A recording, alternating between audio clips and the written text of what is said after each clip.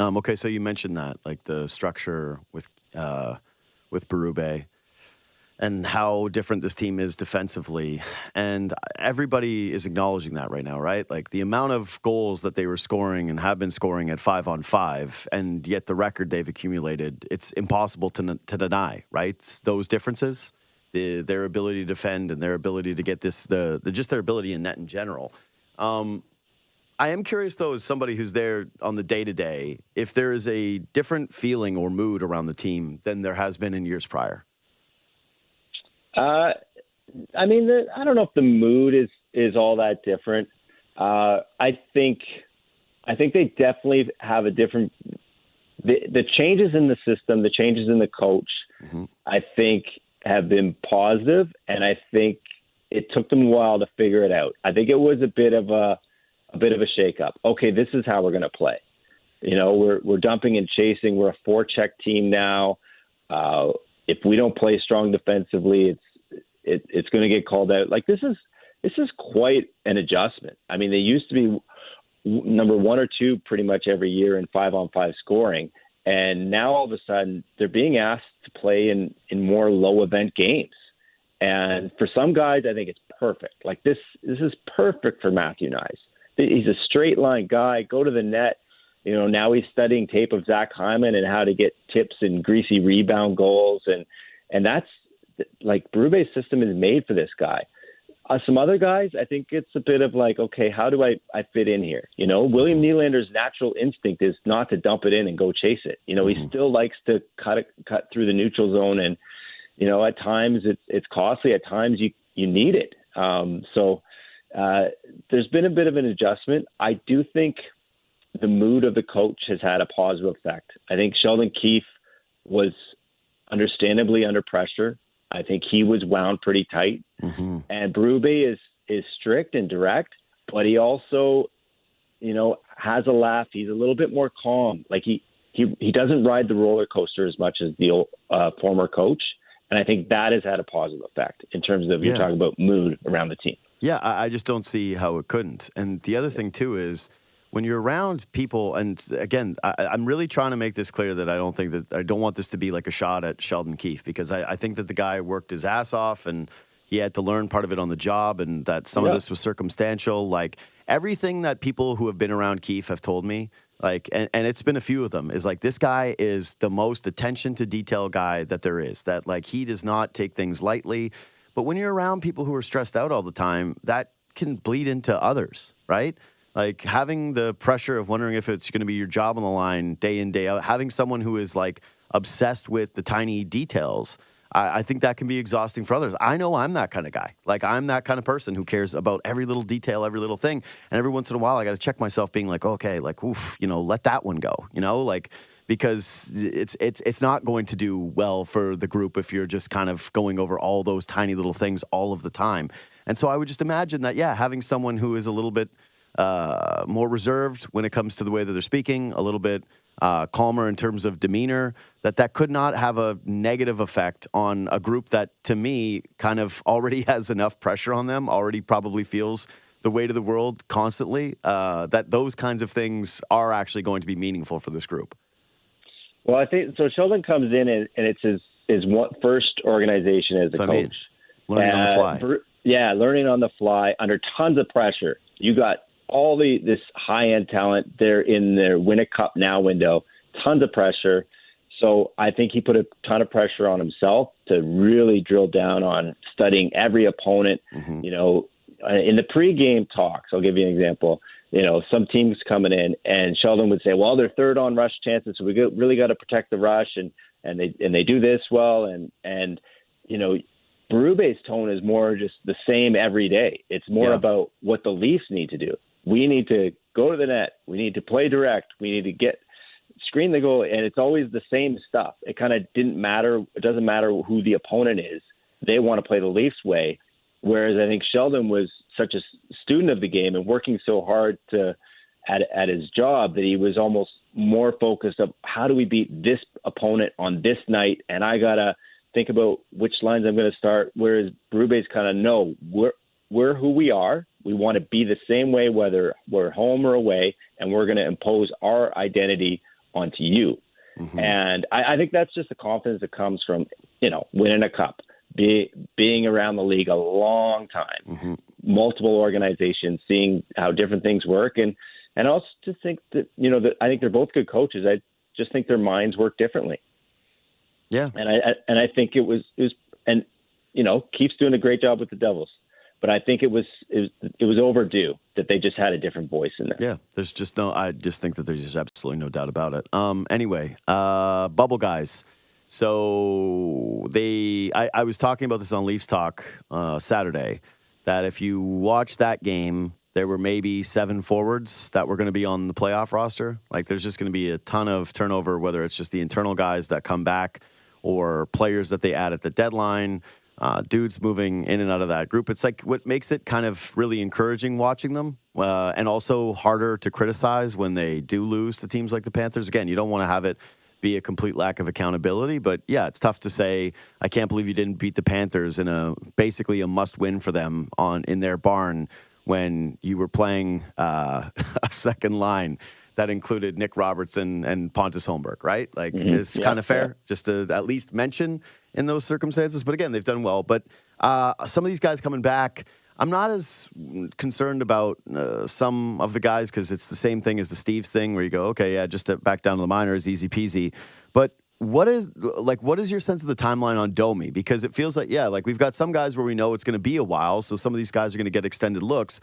But what is your understanding of the timeline with Domi? Yeah, I hopefully we get more information in about an hour when they morning skate. So he didn't travel with the team. He hasn't skated. It went from he's pushing through it and we're just giving him some practices off to all of a sudden his last practice he finished and immediately left. Like, the other guys were hanging around, working on their one-timers or face-offs or whatever. As soon as the whistle blew, he took off. We haven't seen him since, and find out he's on IR. So he was battling some for a while. It's obviously gotten pretty bad. And, it's not been a big story just in the fact that they keep winning, and that cures all, and it's given all these guys extra time to heal up. But, yeah, I can't give you a timeline. I think it's concerning, the fact that, he hasn't been skating and not even traveling with the team. Like, usually if you're getting close, you travel so that you can practice. And the Leafs had a couple practices when they were in Florida and be around the guys and all that good stuff. But he stayed back and is probably getting some sort of treatment, lower body. It's everything's under lock and key these days. Well, yeah, it's interesting for 2 reasons to me. One is how much it's like mirroring what happened with Austin Matthews. And 2 is what you kind of mentioned there, where it's, hey, okay, he's not traveling, he's not doing these things. Okay, sure, the Leafs schedule was so light. There was almost this implication that, hey, with the limited amount of games that they were playing over such a large stretch, now was a sensible time to give guys an extra few games off, right? But now that they're back under the gun here, and it's like, we're playing 1 million games, and every night the Leafs play now. It's just every night there's a game. Every night you and I are working. Hey, you'd assume that now is the time that, guys would be getting back. And the fact that he isn't is the interesting one. And again, when you're talking about the forward group and we're having these conversations of like who's in, who's out, well, it's pretty easy if there's no guys who are coming back in. Yeah, exactly. But I think so. Alex Nylander is the interesting one for me, just because he requires waivers and he's on such a cheap deal. Like, there's injuries around the league. Like, does someone scoop him and break Williams' heart? Maybe. But it's pretty obvious to me from how Berube uses him that, he's the next guy out. And maybe he would have been, if it was up to the coach, maybe he would have been sent down before Alex Steves even. I don't see it. And he's not really trusted, and he was given a shot even on the top power play unit for like half a game and lost that spot right away. So he seems to be on the outs, and Minton and Grabenka don't require waivers, and it's probably best for those guys individually to play more time with the Marlies anyway. I think this has been great. You get a free look at what they look like at the NHL level. I don't think there's anything, negative about this, but I'm with you. Like, Pontus Holmberg's still in the top 6. Like, Steven Lorentz, I love the guy, but now he's on the third line when really he's just an awesome fourth liner. So eventually they need the healthy bodies, and for my money, I still think there's at least one trade at forward coming. Okay, so that's the kind of where I was going to close this one because, to summarize my Nylander 2 thoughts, and Alex, like, I don't care what happens. If Nylander's disappointed, it's like, hey, man, you know how you have that $11.8 million coming your way? Or it's like, that's that. You'll be fine. This is a luxury, not a necessity. And I would say to any team that actually claims Alex Nylander, like, okay, sure, I guess. You're going to play him? Because, I don't know. I think there's a reason why he didn't get an NHL contract in the first place, even though there are reports that he maybe turns them down to go to Toronto.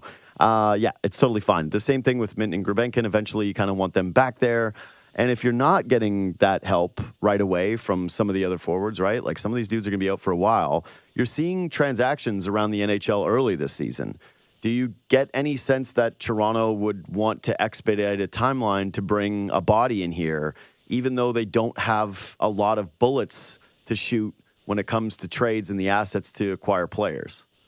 No, not unless there's a really good deal. Yeah. But they're not going to. No, I don't get the sense that because they've done fine. Think about because their goalies have been good, because the defense has been healthy, knock wood. Like Jake McCabe had that scare, but after the game, Berube said he should be good to go tonight. So because that's been fine, and because they've been getting by, and now Austin's back, it's like they kind of weathered the storm already. And so, are they? Of course, he's kicking tires and everything, but I don't feel like the Leafs feel the need to make a move just yet. I think they want to, there's only so many picks they have. There's only so many prospects that teams are interested in. They have to be smart with these bullets. And I think they have, for my money, I think they should swing big and see what second line, maybe third line center is out there in a couple months and try and go for the biggest one available. This is a good team. I question their secondary scoring, but the goalies stay healthy, the D stays healthy, they have the legit game breakers up front. They need some support. And I think this could be the year more than others where they should actually go for the high-end shopping instead of, The Leafs center dilemma: who can strengthen the roster? If you're a Toronto Maple Leafs fan like me, you know the team's center depth has been a constant concern this season. With Austin Matthews set to return from a mysterious upper body injury next week, the excitement of having our star back is palpable. However, there are still serious issues to address in the center position to keep the team competitive and, of course, fuel our playoff dreams. David Kampf, a key piece in the center rotation, is sidelined with a lower body injury. As if that weren't enough, Kaye Jarnkrok is still recovering from surgery, leaving another gap in the lineup. Max Domi, expected to be a versatile asset, has been placed on injured reserve, further aggravating the situation after missing consecutive practices due to lingering pains. To sum it up, the Leafs are missing 4 functional centers, and the pressure to act is mounting. James Myrtle, a respected Leafs analyst and contributor to The Athletic, highlighted a series of potential trade targets to address this dilemma during his appearance on the J.D. Bunky's podcast. Among the names mentioned, 2 stood out: Nick Jugstad and, for the nostalgic fans, a possible reunion with Ryan O'Reilly. Jugstad seems to be Myrtle's favorite, and for good reason. The player, who signed a 2-year deal with the Utah Hockey Club last offseason, carries a manageable $2.1 million cap hit, which is essential for a team as salary cap-strapped as the Leafs. Additionally, standing at 6 feet 6 inches and weighing 205 pounds, he would bring not only physicality but also consistent offensive contributions. Jugstad is the most viable option for the Leafs right now, Myrtle stated on the podcast. And he's right. Experienced and versatile, Jugstad has played for several teams, including the Florida Panthers, Pittsburgh Penguins, Minnesota Wild, and Edmonton Oilers, and could quickly adapt to the Leafs' dynamic. With an affordable contract and a solid track record, he offers a practical solution without sacrificing too many future assets. However, it's impossible to ignore the possibility of a Ryan O'Reilly return. Yes, we know he chose the Nashville Predators last summer in search of a quieter environment, but the Leafs management still holds him in high regard. The 2019 Stanley Cup-winning captain with the St. Louis Blues is precisely the type of player any contender would love to have on their roster. However, the cost of bringing him back would be steep, both in terms of trade assets and cap space adjustments, as Nashville or a third team would need to retain part of his salary. I don't think the O'Reilly scenario is entirely out of reach, Myrtle said, showing that there's optimism within the organization. However, there are doubts about how much it's worth investing in a 33-year-old player, even with his impeccable credentials. Meanwhile, cheaper internal options like Steven Lawrence, Connor Dewar, Pontus Holmberg, and Fraser Minton have been mentioned. But let's be honest, these names might serve as short-term stopgaps, but they're far from offering the stability and impact the team needs. The pressure is all on GM Brad Treliving. He knows that despite the Leafs' solid performance so far, the center position is crucial to sustaining any championship aspirations. With the trade deadline approaching, Treliving has likely intensified his efforts to finalize a deal. And we, the fans, are eagerly awaiting good news. For now, all we can do is trust that the team can weather this tough phase and hope a solution, whether it's Bjugstad, O'Reilly, or another name, arrives before things spiral out of control. After all, as we all know, the Leafs don't have the luxury of wasting another season with a promising but incomplete roster. The time to act is now. The Leafs center dilemma, expanding on the potential solutions. The Toronto Maple Leafs, amidst another promising